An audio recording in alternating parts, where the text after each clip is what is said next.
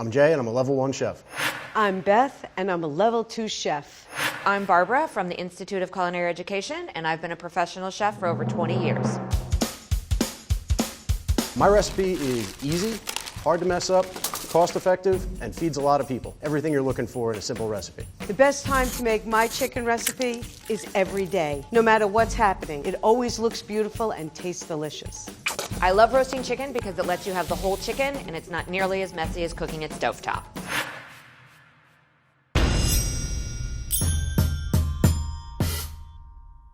All right, let's season this chicken. So first thing we're gonna do is pat dry the chicken thighs. So the chicken thigh has a lot more flavor than a chicken breast, which I find to be really plain and needs to be marinated. Chicken thighs, especially with the bone in and the skin on, you get a lot more flavor from the dark and the light meat.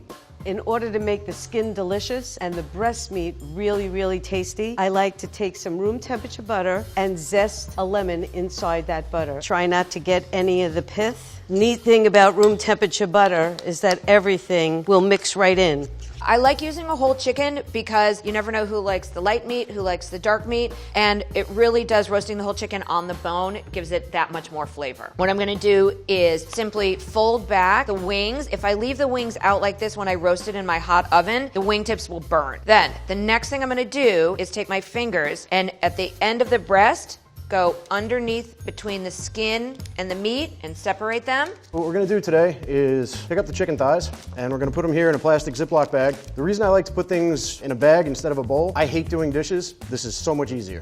Now I'm adding my garlic into the oil, hefty portion of salt. Next I'm gonna be adding some oregano to the oil. Some pepper. And finally, my favorite, red pepper flake.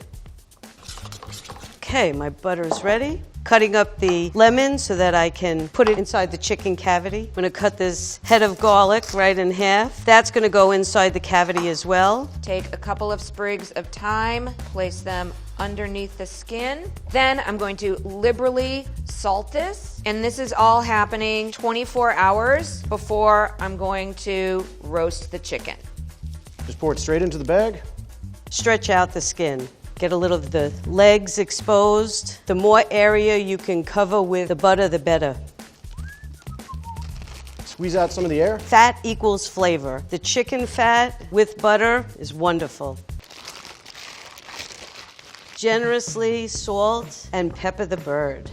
Paprika, nice smoky taste, and it also brings a lot of really nice color to the bird. And it's ready to sit. So I'm gonna place this in the refrigerator uncovered for 24 hours. Now, the sheet pan is lined with tin foil, again, making cleanup easier. So we're gonna evenly space these chicken pieces. So my chicken's been in the refrigerator for 24 hours. I can see that the salt is dissolved, the skin is dried out a little bit, it's ready to go in the oven. My cast iron pan is nice and hot. It's been in the oven for 20 minutes. I'm gonna add just a little bit of oil, and in goes the chicken.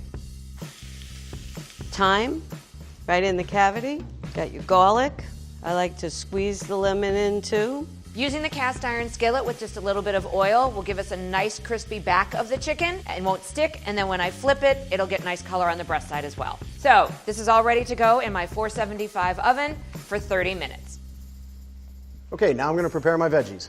I'm gonna cut up all of these veggies, throw them in the pan so that they can be a wonderful base for my chicken. Instead of doing roast vegetables with my chicken, I'm doing a variation, bread salad.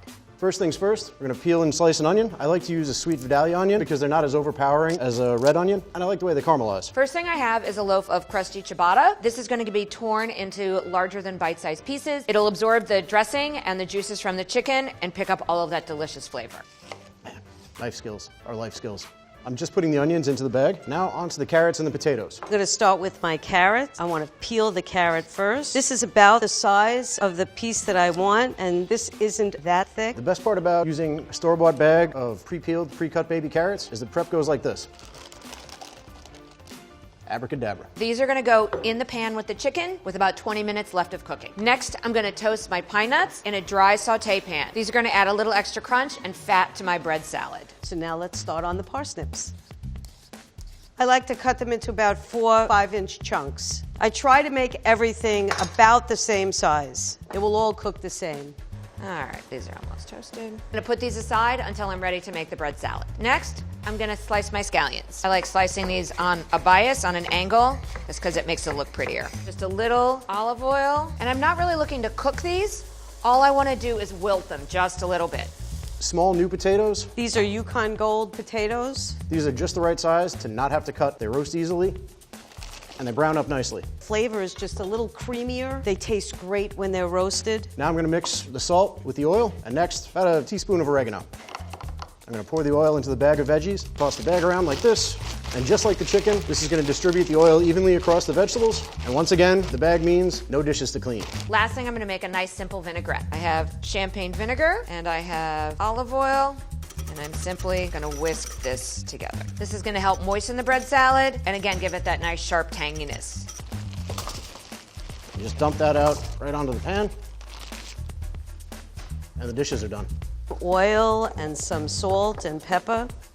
Mix everything around. Root vegetables really hold up well to roasting. They enhance the flavor of the chicken. They don't detract from the flavor of the chicken. So I've taken my chicken out of the oven with 20 minutes left to cook, and I'm gonna add the bread so it toasts for the bread salad. And let's put this back in the oven for 20 more minutes. Pick up the chicken, put it right in the middle.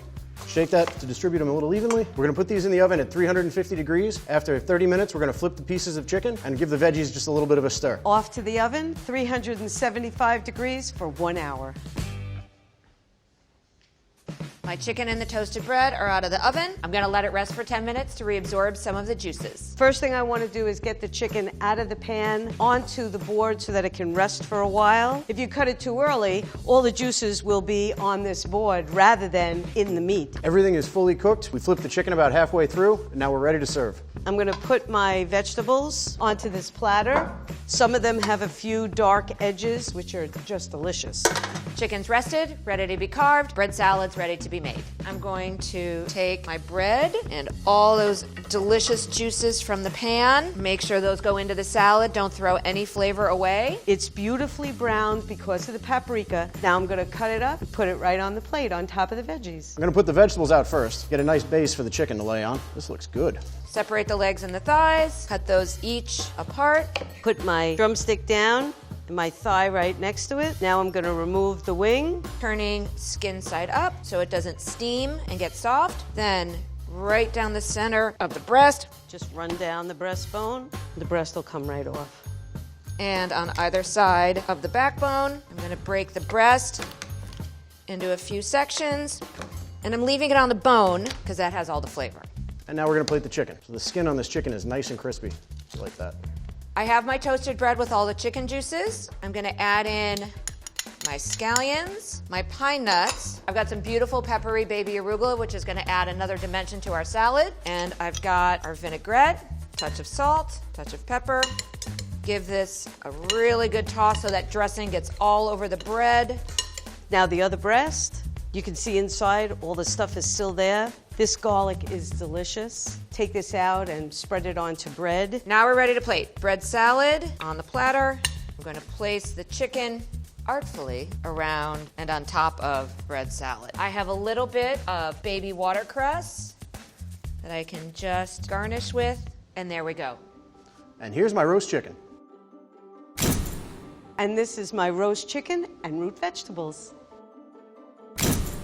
And this is my roast chicken with bread salad.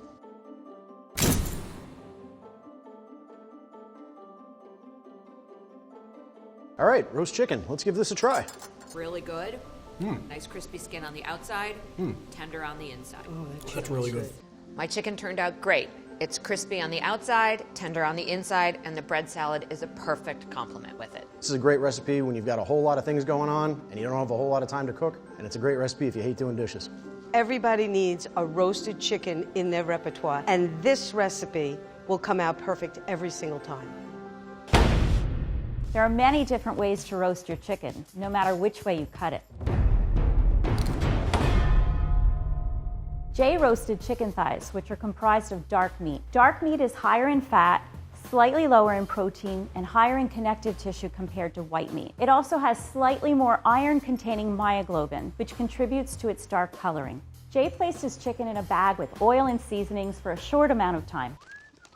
This didn't allow the seasonings to penetrate the chicken much. He roasted his chicken on a sheet tray which helped evaporate moisture and encouraged Maillard browning.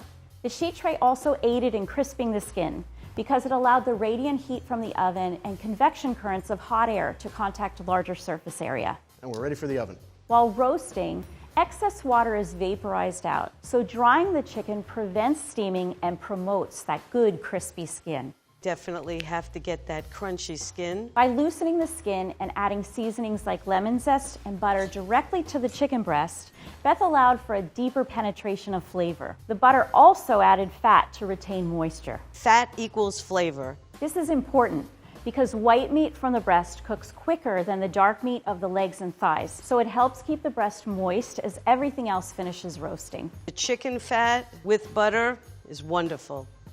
Beth put garlic, lemon, and thyme into the cavity of the chicken, which will fill the room with a really nice aroma, but it won't add much in terms of taste. The volatile molecules found in these ingredients have to come in contact with meat in order to enhance its flavor. When you have them in the cavity of the chicken, the flavor compounds are less intense because they're touching more of the bone instead of the meat.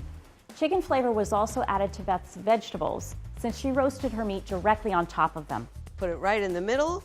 However, veggies generate steam when heated, which can interfere with the crispiness of the chicken skin. Barb seasoned her whole chicken under the skin and then let it rest for a day. This allowed the seasonings to deeply permeate the chicken and helped crisp the skin by drying it out.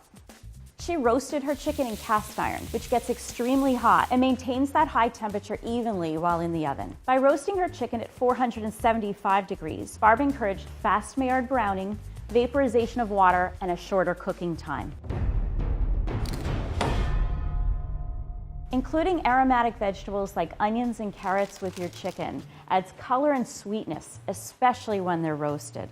Jay again made good use of a Ziploc bag here as a quick and neat way to coat his vegetables in seasoned oil. And the dishes are done. The oil is important for flavor and texture, but also because it transfers heat much better than air, so it cooked his vegetables at a higher temperature. Jay roasted new potatoes, which are higher in moisture than larger potatoes that you might normally bake. Boom. This makes them very tender when roasted. Beth went more for uniformity in size with her potatoes, parsnips, and carrots. Baking vegetables that are the same size for the same amount of time and at the same temperature allows for even roasting. Potato is good. Making croutons from the roasted chicken fat and the flavoring like Barb did is a nice change from simply roasting vegetables. Chicken fat is generally high in both saturated and monounsaturated fatty acids. When hot fats come in contact with foods like Barb's croutons, dehydration occurs and a crust forms while allowing conduction to continue to cook the interior. This allowed her croutons to get wonderfully crispy on the outside. She also made a warm salad highlighted by acidic notes from the vinegar, pan drippings from the chicken, and fresh peppery greens. Resting chicken after roasting does several things. There is some carryover cooking when the bird comes out of the oven, so its internal temperature continues to increase for a brief time. Eventually, it cools down and its water holding capacity is increased. This results in juicier meat, and the chicken's flesh becomes more firm, making it much easier to slice. When people say resting chicken seals in the juices, it's not quite correct, but it may seem that way because of increased water holding capacity. Both Beth and Barb carved their chicken after it rested. They cut it traditionally into 8 sections, following the naturally distinct parts of the chicken, keeping the white and dark meats separate and serving them in whole pieces. The next time you're cooking chicken, hopefully these tips will help you get the most out of your roast. That's a big piece. Level 3 chicken right here. Very good. Thank you. Thank you. Thank you.